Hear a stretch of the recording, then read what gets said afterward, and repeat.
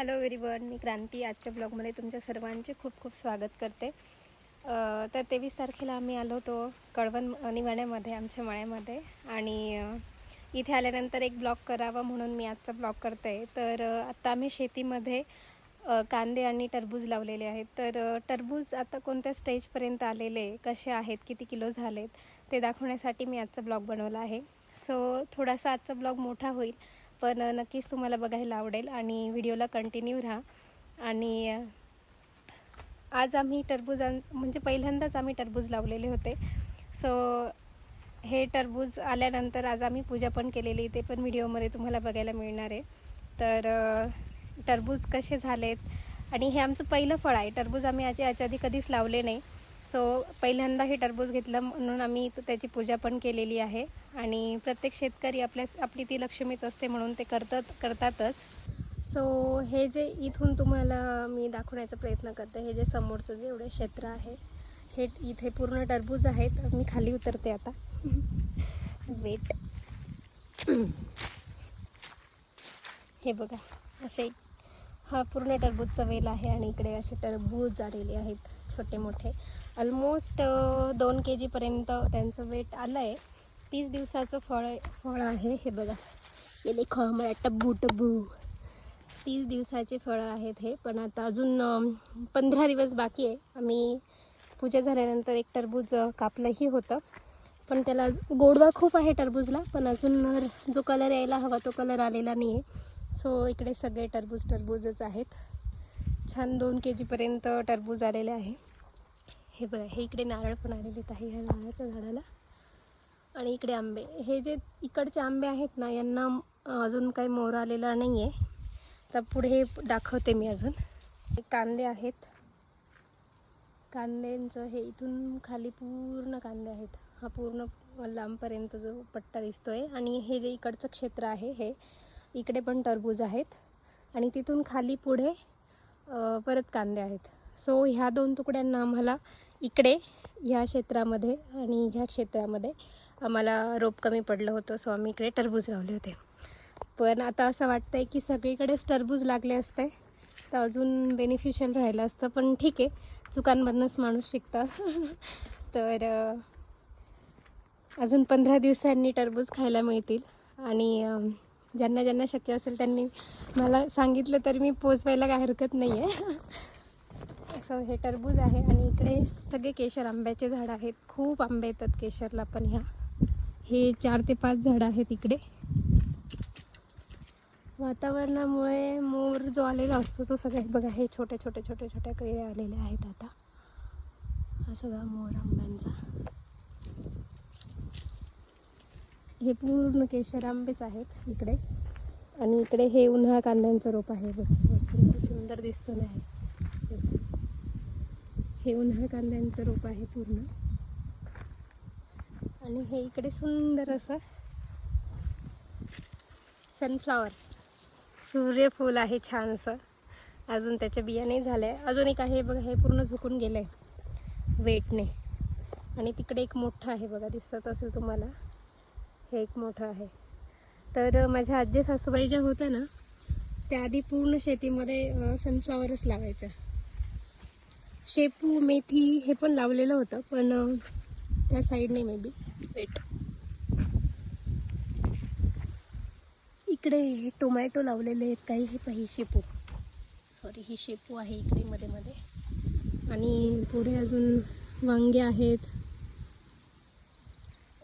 मिरच्यांचे झाडं लावलेले आहेत. सनफ्लॉवर हे जास्त मोठं आहे, किती मोठं आहे बघा. त्याच्या वेटने त्याची मान खाली पडली डायरेक्ट. आणि इकडे हा लसूण आहे. हा पूर्ण पट्टा लसणाचा पट्टा आहे. इकडे लसूण लावलं. इकडे मेथी होती, पण आता ती बऱ्यापैकी मोठी झाली. आणि ह्या उरलेल्या भागामध्ये पण थोडेफार टरबूज लावलेले होते. हे बघा इकडे, हे इथे दिसतंय टरबूज.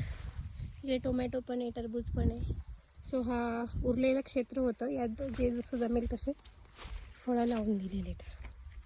हे बघा, हे पण सूर्यफूलच आहे, पण यांना अजून आले नाही फुलं. ओके, सो इथे आम्ही टरबुजांची पूजा करतोय आणि तुम्हाला बोललीच असं ब्लॉगमध्ये की आम्ही टरबुजांची पूजा केली आहे. तर आम्हाला पूर्वकल्पना न देता अचानक सांगण्यात आलं, त्याच्यामुळे फार काही चांगली तयारी करून पूजा करतोय असं काही नाही. सो जशी आहे तशी आम्ही पूजा करून घेतली छोटीशी.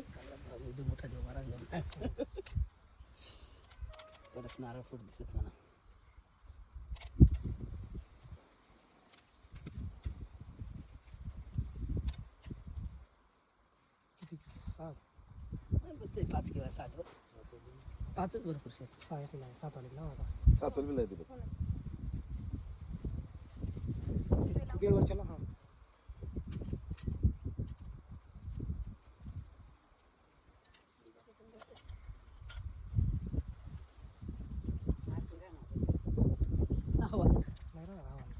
नाही आवाज चालूच आहे, नाही राहणार. ओवाळून घेतो. अण्णा तो पूजा करी.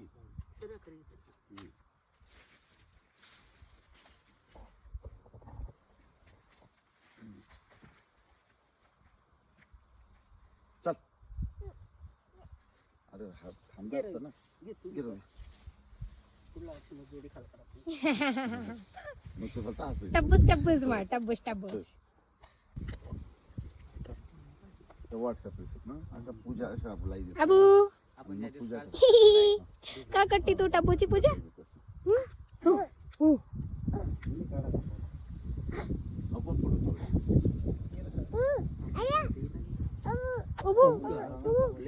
अबू झालं. टब्बूज कुठे बेटा? टब्बूज अबू.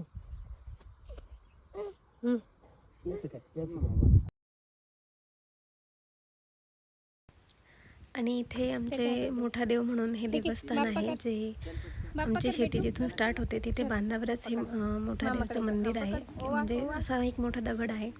कसं असतं, श्रद्धा जी मांडली तर दगडातही देव आहे, तसंच काही आहे. तर हे खूपच सगळ्यांना या देवस्थानाचा अनुभव आहे. त्याच्यामुळे नेहमी कोणतंही फळ शेतीला आलं तर पहिले त्याची पूजा करून इथे ठेवलं जातं आणि नेहमी या देवाची पूजा केली जाते. आमच्या बांधाचं किंवा शेतीचं रक्षण करणारा देव म्हटलं जातं, म्हणून आम्ही या देवाची पूजा कधीच टाळत नाही. कर बाप्पा, कर खाली बाप्पा कर, बस खाली. बस डोकं टेकव कर बाप्पा कर. हा ग माझ्या शाने. चला घंटी वाजव ना. वाजव अबीर ते बघ, घंटी वाजव बेटा बाप्पाची. हा व्हेरी नाईस.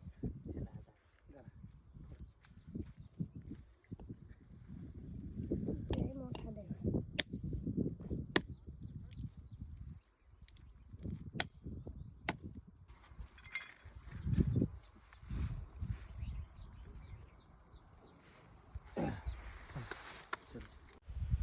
सो हे होतं आमच्या शेतीचं स्टेटस. आता बरंच ऊन लागतं आहे आणि जेवढं छान दिसतं तेवढीच मेहनत पण आहे शेतीमागे. तर तुम्हाला आजचा ब्लॉग कसा वाटला ते मला नक्की सांगा. आणि तुमच्या शेतीमध्ये तुम्ही काय काय लावलेलं आहे हे पण मला कमेंट करून नक्की सांगा. So thank you so much. Thanks for watching. माझ्या चॅनलला लाईक, शेअर, सबस्क्राईब नक्की करा.